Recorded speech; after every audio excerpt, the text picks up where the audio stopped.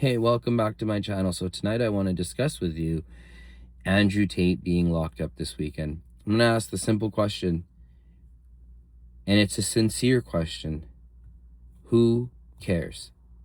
Does his fans care that all went to his university, that's lives should have been improved so much?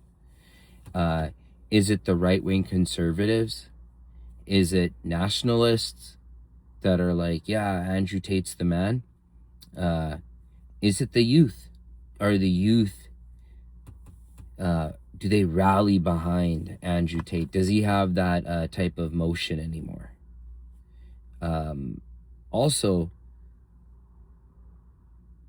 he spent a lot of time talking about grooming gangs and people and this and that, and instead of talking about psyops and diffusing and calming things down, he seems more of an agitator. Everything about the guy seems like a huge lie contradiction. So I seen this excellent meme, and it said, imagine going from you're broke to a jail toilet.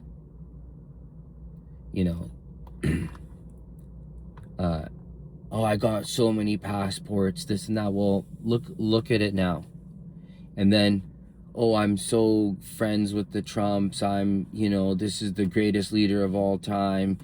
All this type of deriding, just to be like, who cares and who's there? The only person I've really seen care is Myron, because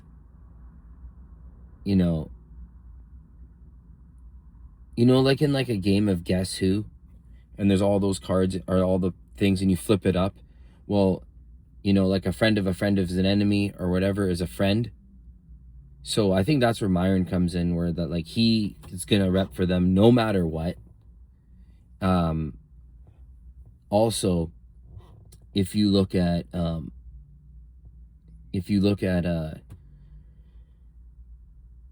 his Hustlers University, he was talking about how he makes like basically like $100 million a year, and that he's basically a billionaire. And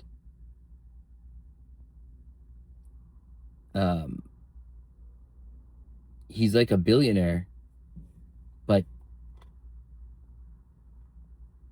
he's got so many people so many people are in his pie that he had to go on and do apology tours, which completely tanked his brand. So sometimes I feel like the Illuminati, they just go up to like people like Andrew Tate and say like, hey, look, man, we'll put you to the top of the algorithms, talk a bunch of shit, get people, young men, like, like we want to do some testing. We want to see what today's youth really responds to.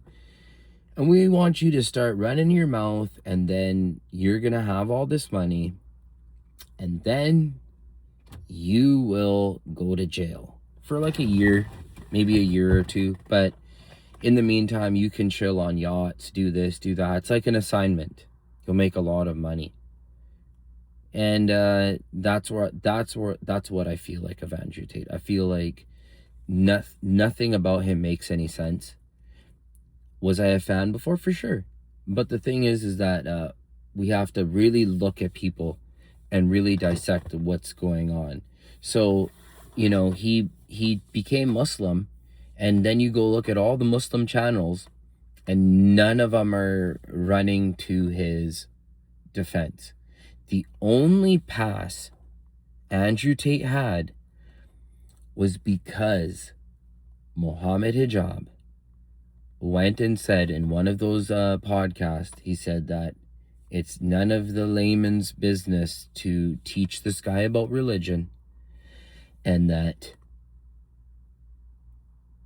if he leaves the religion, it will be negative. It will be a net negative. It's bad PR. It's not what you want to do to just show people like, hey, these things are impossible. So the fact that he started in the religion and he now promotes gambling, very antithetical, you know. So even his Muslim crowd isn't digging him. So, you know, could it be that he's just this honest guy and that he's really going to jail and all this and that? No, I don't believe the whole cover story. Something about this guy, I smell a rat. He went and said in one of his interviews, he said, if I apologize, I lose all my fans overnight. Right? So he knows what time it is. He knows what time it is, and he knows that he destroyed his PR. Now, in the conspiracy world, there's a term called a limited hangout. And a limited hangout is someone that looks cool for a time, but ends up, you know, being something totally different. And that's what I feel like he was. I feel like he was there to kind of show people like, hey, look, Clav's so cool. You know, he doesn't care. He's down to get injections. He's down to like do whatever. He's down to get a surgery and change his nose.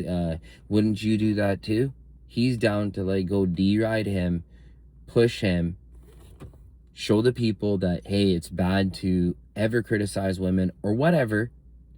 And if you talk shit, you go to jail. Be happy like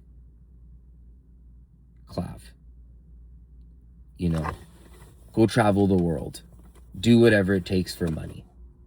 You know, at the end of the day, money is king. It's all about the almighty dollar. So, all in all, I think it's important to look at people like Joe Rogan and these big time influencers and how they maintain relevance. So if you look at a guy like Logan Paul, sorry, he's a complete sellout. He has no opinion. He doesn't seem like he would ever be a true friend if you got in the way of his in terms of his fame. If you were going to make him look bad, he's instantly going to block you and stop and cut you off, even though he might not hate you. But he's about that life. You know, he's really in 10 toes, but he's weird. And then there's Andrew Tate, and takes all his fame and everything and burns it right down. So,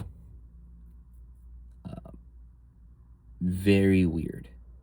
Very weird. None of this adds up. And, you know, all these data centers are coming. You know, the Matrix, it's coming. So, you know, we have to prepare and be able to conceptualize that life doesn't work like day, night, day, night, day, night, and it just keeps going on. No. Accept the fact that you can be blown away. Believe in black swan events. Be ready for the unexpected. Don't be complacent. They're talking about a diesel shortage and a fuel shortage. You know, it sounds like, that would never happen until it happens. Our leaders, for better or for worse, or for the way the world works, seem like they are barely holding it together. All their plans that they make all seem kind of dumb. All execution of all plans just seems like very and everyone just keeps getting more broke. Thanks for watching. Like and subscribe. Thanks.